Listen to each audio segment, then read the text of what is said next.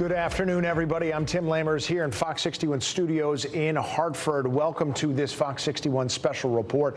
In just a few moments, we are scheduled to hear from Connecticut Governor Ned Lamont after last night's dangerous flooding wound up washing away roads, submerging cars, and leaving people trapped. And it is confirmed that these floods were deadly yesterday. We are still working to get more information on two people who were swept away in fast-moving floodwaters in Oxford. State police said they have confirmed one of those people is dead and another one is missing. That being said, we still have very, very little information about what happened to those two people. Maybe that is something that the governor will get us up to date with here. And of course, we're going to keep you updated as we learn more. But if you are just joining us and you weren't here with us this morning, some of you might be very, very surprised to find out what happened in Connecticut.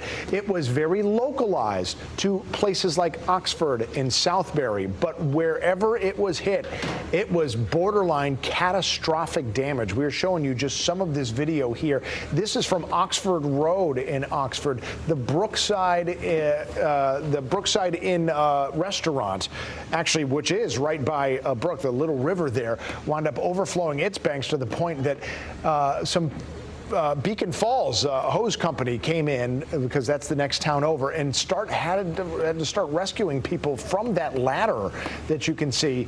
And maybe if we can drop that graphic for a second, you can see just how fast moving the water was there in Oxford.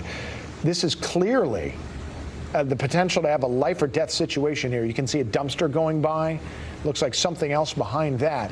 And yet those firefighters were very calmly getting people one by one out over the water using that ladder. In total, 18 or 19 people were rescued, and a dog were rescued from that restaurant.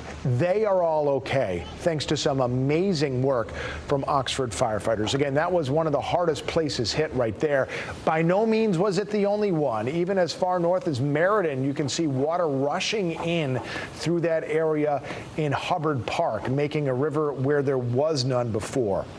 Let's take you to Woodbury. We want to show you some video of floodwaters sweeping right through the streets, washing away a road. And this is especially hard to look at because for those of you who have been in the state for a little while, it was only 3 years ago that the remnants of Hurricane Ida came up through, swept through Connecticut with torrential rains like we saw last night. And it was in Woodbury that a state police sergeant named Brian Mull, a 26-year veteran of the force, was swept away to his death by fast-moving floodwaters right around Jacksbridge Road. Not sure exactly where that was taken right there. Thank you to Zorberger for sending that in.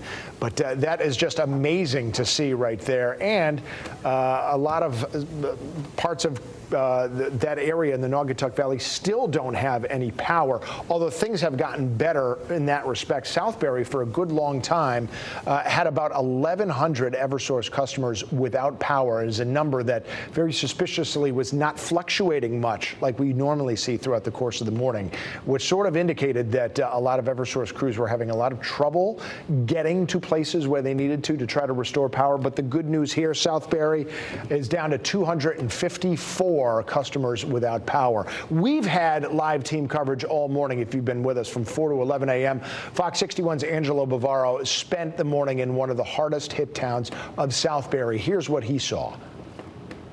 Total mess is the best way to describe what we're seeing out here. Crews working around the clock to get things cleaned up, but speaks to just how bad the flooding and the storm was, that it is still a mess out here. This is Main Street by the Commons and the Shell gas station being swallowed by active flooding. On top of that, mud, a huge issue as well. Crews cleaning up that all over the place here, and debris. We have stuff like logs, tree stumps. We have random plastic. Not sure what this is from. Looks like it's from a container. Also seeing a frying pan out here as well. Not exactly sure where this came from. And then on top of that, we have situations with vehicles and cars getting stuck. That is the scene right here. All morning long, it's been the same. A tow truck coming out here to help another car, getting stuck in the process, and now this is the aftermath. Goes to show just how bad that flooding was yesterday, that a tow truck got stuck. Joining us now is Ed Edelston, who lives around here, to talk about what he saw, what's going on this morning. Ed, thank you so much for joining us. Thank you. Walk us through what happened yesterday. What did you see as a neighbor? Well, a lot of it we saw on Facebook as the rain just kept coming and coming, and we realized the inches were accumulating. And then we saw some video here of our first responders helping people who had become stuck in their cars, and it was pretty dramatic, but it's typical of our first responders, fire, police, who get out in these emergencies. So really proud of them and the job they did. But now walking around, it looks a lot worse than it did on Facebook to see this. And it was over on Oldfield Road, and the damage done and the repair work that'll be needed. So we've got both a lot of cleanup, as you've been pointing out, but there's going to be a lot of repair needed, and that's going to take a lot of coordination of local, state, and federal people. Hopefully they'll all work together and communicate so that we get this job done. And your message to people at home watching in this area about coming out here and braving the roads and the conditions? Stay home unless it's an emergency. There's a truck going by, the first responders are telling them, please don't do that. Power is out, at least downtown here. Many roads are closed. For your own safety, stay home until you hear more from the emergency responders. That's the message. Ed, thank you so much. Really appreciate your time. For being out here. Guys, I will send things back to you in the studio. Okay, Angelo, thank you. And again, Southbury is under a state of emergency. Oxford, we just need to mention this. This is, I think, maybe the best example we can give of how catastrophic the rainfall and the flooding was. Hurricane Ernesto, which just hit Bermuda, was predicted to drop about 7 to 9 inches of rain on that island. Yesterday in Oxford, here in Connecticut, they got 13.5 inches of rain, as best we can tell, which means that is the worst of the rainfall estimates for a Category 1 hurricane, and then 50% more on top of that. Months and months of rainfall that fell in about 6 hours on Oxford.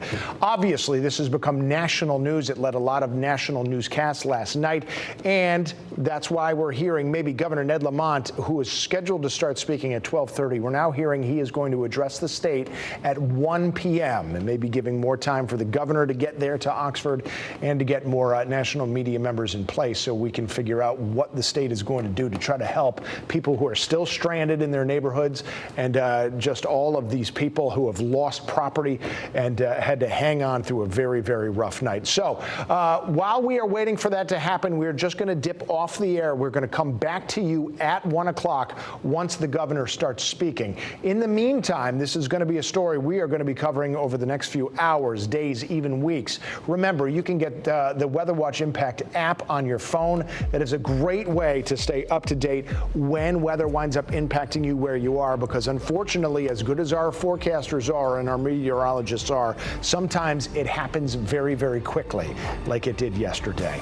Again, it's 12:38, expecting the governor to speak in about 22 minutes. I'm Tim Lammers. We will come back and bring that to you live and stream it live on Fox 61 Plus when it happens.